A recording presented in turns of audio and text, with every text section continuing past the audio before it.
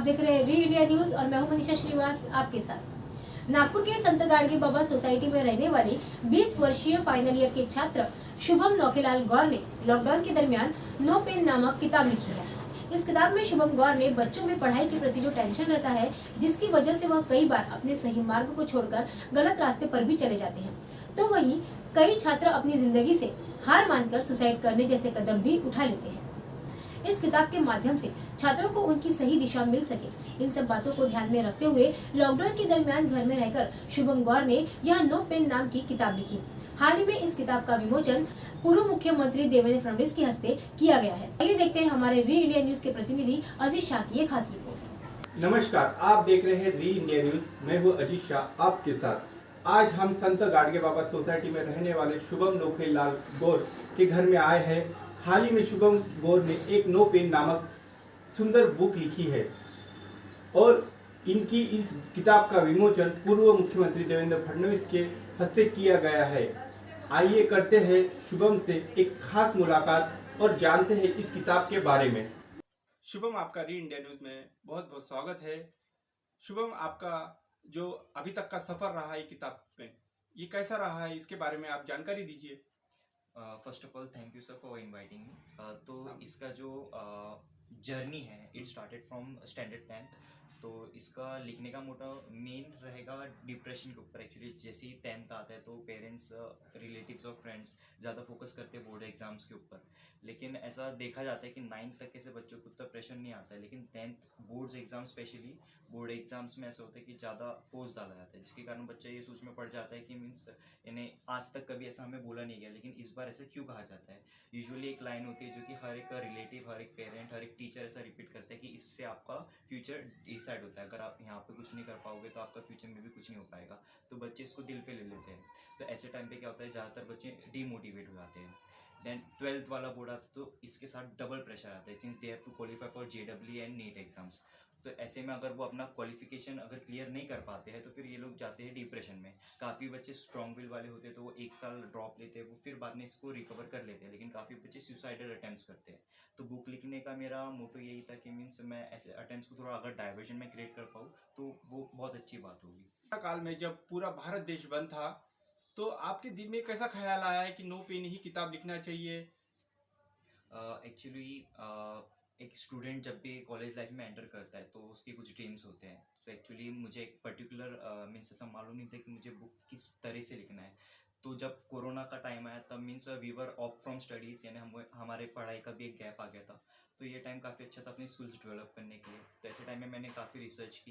Then फिर एकदम से मुझे पता चला कि सुसाइडल रेट काफ़ी बढ़ते हैं। Every year students die due to depression. तो इस टाइम में मैंने सोचा कि हाँ, जो मैंने 10th के टाइम में सोचा था, अभी ये समय काफ़ी अच्छा है क्योंकि यहाँ पर मुझे पढ़ाई से भी काफ़ी फ्री टाइम मिल रहा है, तो मैं यहाँ पर यूटिलाइज कर सकता हूँ। तो ऐसे करके मुझे इसमें काफ़ी मुद्दे दिए गए, टिप्स दिए गए हैं, जिसमें 12 ऐसे टिप्स दिए गए किताब में नो पेन में, जिसमें लाइफ लेसन एक पहला टिप्स है।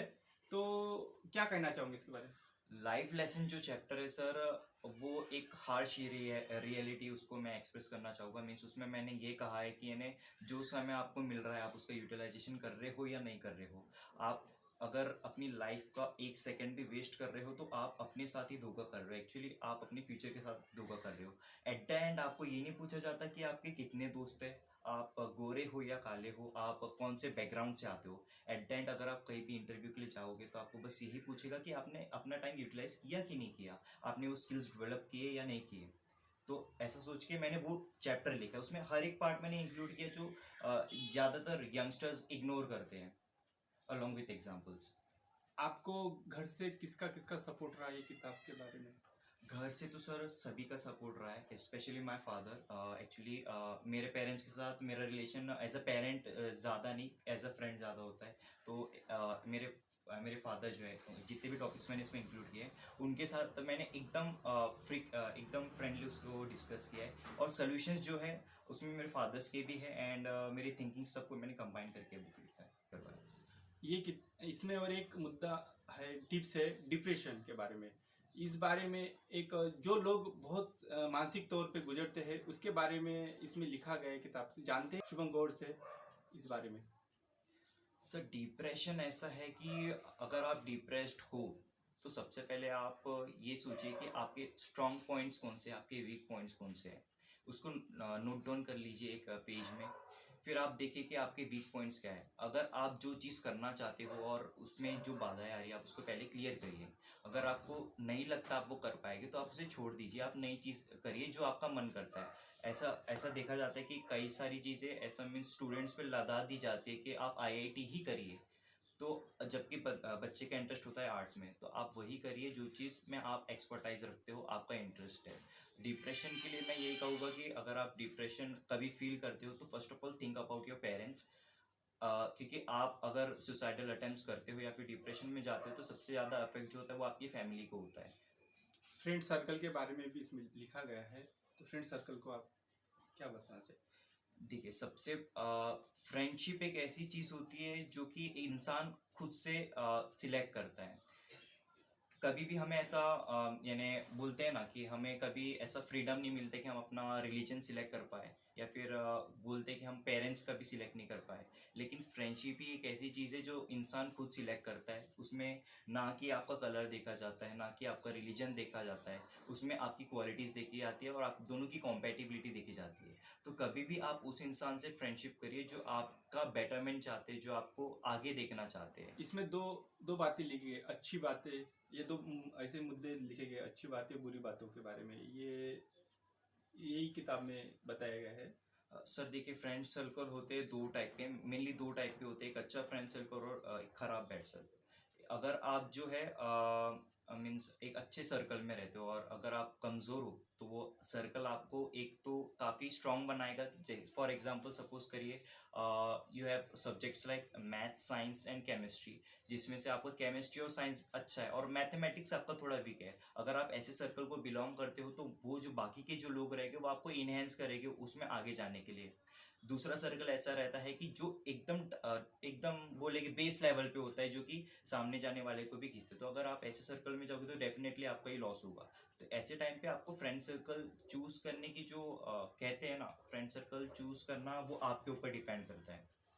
आप इतने कम उम्र में ये किताब लिखे, एंजॉयमेंट का जो समय था उस समय आपने ये नो पेन नामक की किताब लिखी है। ऐसा आपको आपके लाइफ में ऐसा क्या हुआ कि आपको ये किताब लिखनी पड़ी? देखिए सर मैं भी अभी 20 में हूँ तो इन्जॉयमेंट मैं भी करता हूँ, नॉर्मल स्टूडेंट्स की तरह मैं रहता हूँ। लेकिन ये बुक लिखना एक सपना था मेरा जो कि मुझे कॉलेज लाइफ में ही करना था। तो और जब कोरोना टाइम आया तो मुझे मीन्स ये वाला जो पीरियड था ये काफ़ी अच्छा लगा एक्सप्लोर करने के लिए, तो करके मैंने ये बुक लिखी है। सेकेंडली इसका जो थॉट आया वो एक्चुअली थोड़ा पर्सनल है। Actually one of my friend did suicidal attempt and he died. तो वो मुझे काफ़ी धक्का लगा एंड देयरफॉर ये बुक मैंने उसे डेडिकेट करते हुए लिखी है। एंड मैं यही चाहूँगा कि अगर आप डिप्रेशन में जाते हो, अगर कुछ भी होता है तो आप उस अपने पेरेंट्स के साथ इसे शेयर करिए, क्योंकि सबसे ज़्यादा इफेक्ट जो होगा वो आपकी फैमिली को होगा और किसी को नहीं होगा। इसका विमोचन माननीय देवेंद्र फडणवीस के हाथों किया गया है, तो आपको कैसा लगा? First of all, I'll thank Devendra sir for taking out time from his busy schedule. मुझे काफ़ी प्राउड फील हुआ कि means first of all sir का नेचर मुझे काफ़ी अच्छा लगा। He is very down to earth and जब उन्होंने इसका इनाग्रेशन किया तो मुझे लगा कि हाँ जो मैंने मेहनत वहाँ पे की है दैट तो उसका कुछ ये नहीं मुझे फ्रूट मिलेगा। आप फ्यूचर में भी और आगे क्या करना चाहोगे और कोई किताब लिखना चाहोगे इस बारे में? सर एक्चुअली मेरी सेकेंड और थर्ड बुक के ऊपर काम चालू है। वो मैं नियरली अबाउट जुलाई के आसपास मैं उसे लॉन्च करूँगा। थर्ड बुक मैं 2023 के आसपास लॉन्च करूँगा, उसका वर्क भी लगभग होते आ गया है। टॉकिंग अबाउट माई करियर, तो I want my secured career in cyber security, तो जिसके पीछे मैं अभी तैयारी मेरी शुरू है। मैंने ये देखा ये किताब इंग्लिश में है, इसको हिंदी में भी आपने कन्वर्ट किया? जी नहीं, इसका मैंने हिंदी ट्रांसलेशन इसलिए नहीं किया। एक्चुअली जो कोरोना वाला जो टाइम था उसमें मीन्स मुझे अपना इंग्लिश स्किल्स को डेवलप करना था। तो एज अ रिज़ल्ट मैंने ये सोचा कि अगर मैं इंग्लिश लिखूँगा तो मेरा उसमें इन्हेंस भी होगा और मेरा नॉलेज भी बढ़ जाएगा। So therefore English was a medium जिसके थ्रू मैं अपना इम्प्रोवाइज कर सकता हूँ स्किल सेट, तो करके मैंने ये बुक को इंग्लिश में प्रिंट। अगर ये किताब किसी को लेना हो तो इसके लिए आपने क्या प्रोविज़न करके रखा है? नो पेन अगर किसी को लेना खरीदना है तो फर्स्ट ऑफ ऑल जो टारगेट ऑडियंस मैंने रखी है वो 13 ऑनवर्ड्स रखी है। मीन्स इसको एक 13 साल के बच्चे से लेके जो भी जॉब कर रहे हैं, जो भी यूजी में है, जो भी पीजी या फिर डॉक्टरेट कर रहे हैं, वो लोग इसे पढ़ सकते हैं। ये बुक आपको अमेजोन पे मिल जाएगी and you can order it from there. इसकी कोई वेबसाइट? हाँ जी, अमेजोन पे आपको ये मिल जाएगा, लिंक आपको मैं सर के साथ शेयर कर दूँगा। ठीक। आपकी ही उम्र के और भी स्टूडेंट लोग या जो भी स्टूडेंट लोग होंगे तो आप क्या संदेश देना चाहोगे ये री इंडिया न्यूज़ के माध्यम से?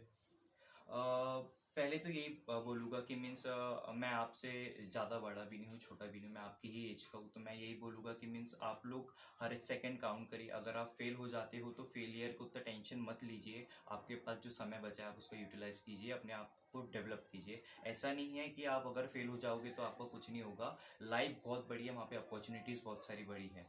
अगर आप इंटरव्यू के लिए जाओगे तो आपको आपकी डिग्री के ऊपर आपकी डिग्री के ऊपर जज किया जाएगा, ये बात सही है। लेकिन अगर आपके पास स्किल्स रहेगी तो आपके पास काफ़ी ज़्यादा प्रॉफिट होगा। मीन्स अगर आप एजुकेशनल को एज अ बेस मान के चल रहे हो तो ये काफ़ी अच्छा है, लेकिन आप एजुकेशन को एज अ जॉब के पर्सपेक्टिव से देखते हो। अगर आप मीन्स उसमें ये देख रहे हो कि अगर मैं इसमें अच्छा कर लूँगा, इवन तो अगर मेरे पास स्किल्स नहीं है तो मैं आगे अच्छा कर पाऊँगा, तो ये बिल्कुल गलत है। अगर आपके पास स्किल्स है एंड अगर आप कॉन्फिडेंट हो कोई चीज़ को लेके, then you can do everything. At the end मैं ये कहूँगा कि एक इंसान अंधेरे में रह के भी उजाला करता है, हालांकि एक इंसान उजाले में रह के भी अंधेरे में गुम हो सकता है। Thank you so much.